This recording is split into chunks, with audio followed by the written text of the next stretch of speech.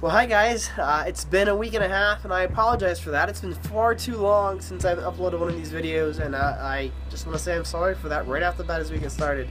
Know that this is not a new normal for us. This is a one-time thing, and for this video and this video alone, what we're going to do is catch you up on some of the very important things that has happened over the last week and a half of our lives. To start, we're going to take you to a conference that I attended about 2 weeks ago. We got free tickets, and here's how it went. Well, here I am, actually 10 minutes early. I thought for sure I was going to be like 20 minutes late to this thing. See how the day goes. More to come.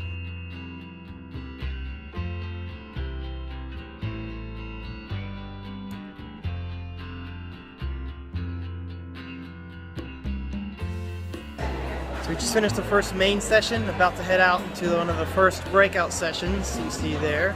One of the speakers talked about the importance of being a good neighbor and how parties tie into that. The idea of throwing a party. We think about Jesus and how the very first miracle that he did was to go to a party, turn water into wine, right? And how parties create this environment where we can connect with each other. I think very important stuff, especially as Beth and I are going over to Europe and figure out how we're going to connect with people that we're not like.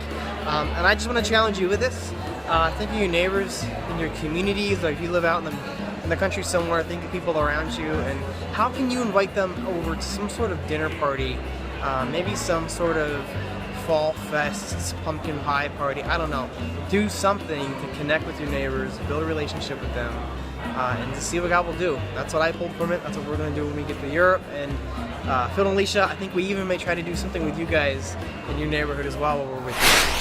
There's a lot more I could show you from that day, but what you saw there was probably the most important stuff. Thank you so much for that, for your prayers on that day. It's really, it was really beneficial and good. But moving right along now, some things that we intended to show you but won't, was one, Beth and I's trip to our alma mater, Cairn University. We went to homecoming and we actually had a great time. We have 2 new potential financial partners out of our visit there. And the day after homecoming, we actually went to a church and we're going to get together with their pastor and might have a chance to speak there as well. So it was an incredibly good, sweet, fruitful weekend, but we started to get sick. And right after the weekend, all 3 of us, one after another, came down with this head cold thing. We were exhausted and incredibly fatigued, and this is why we didn't create a video.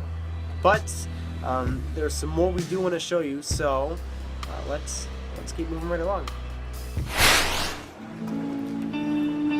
Alright, I'm here at the Newark, New Jersey airport. I'm ready to head on to Terminal 46B, and I'm getting ready to go to Colorado for our women's retreat. I'm super excited. I'm really tired. Probably only got about 4 hours of sleep. It's a 7:10 flight, board at 6:30.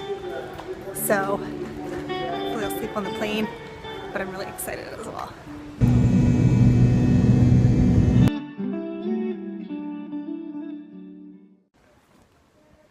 Hey guys, so I'm so excited to be here at Crooked Creek Ranch for the captivating retreat with Stacy Eldridge.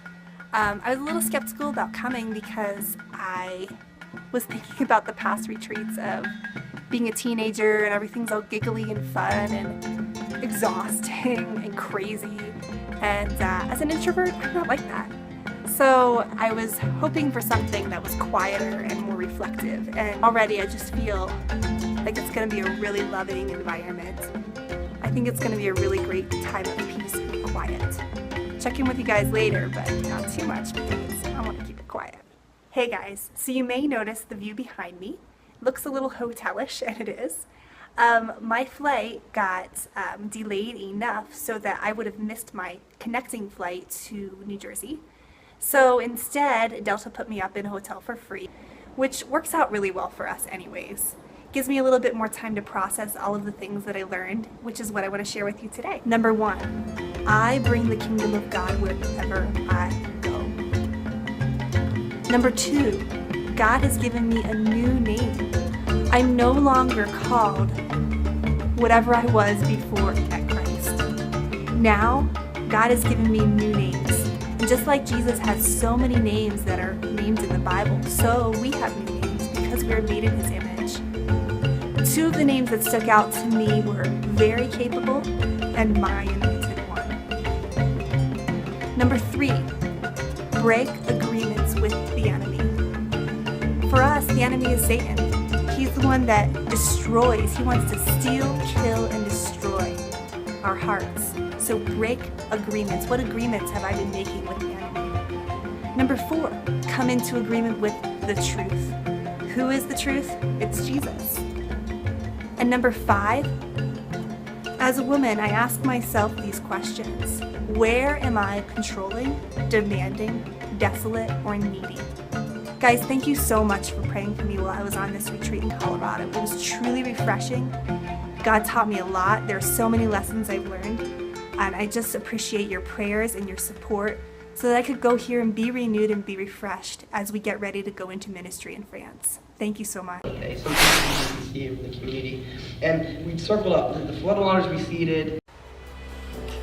So as Beth was in Colorado, I was preparing for and then delivering the sermon to Bloomsburg Christian Church. And let me tell you, it was way better than I expected it to be. We have some history there, right? BCC was the parent church of Catawissa Christian Church, or some people that I haven't seen for years, but I didn't expect the response that I got. It was incredibly encouraging. It was super humbling and honestly very exciting as well. I laid out about 15 to 20 response cards. Every single one of them went. We only got about 2 back. So prayer request for you moving forward. I want those cards back. People that took them because they're interested in hearing about our mission, hearing about what God's doing in France, and we want to make sure we have that opportunity to speak with them, at the very least, to encourage them with what God is doing there, right? Pray with us over the next week that God will bring those cards back into us so that we can set up those appointments and bless people. Now, that's it for today. What you will see over the next week or so is 2 different videos. The first one will be one focused on the fundraising event that we have coming up on Saturday. We want to ask you for prayer for that. Please pray that people will come, that people will feel like they can spend money, that it's well worth spending their money, knowing that that will go to build up our launching fund. So we will show you how that goes in a few days. And then after that, we will have a video focused on 2 things. 1, thanking you again for your financial partnership with us and your prayer partnership with us. But also, we want to give you some insights into just what France is like. So those are the next 2 things coming up over the next week or so of your life and our life. We want to thank you so much for following along, for being with us. As always, we hope these videos bless you as much as you watching them blesses us.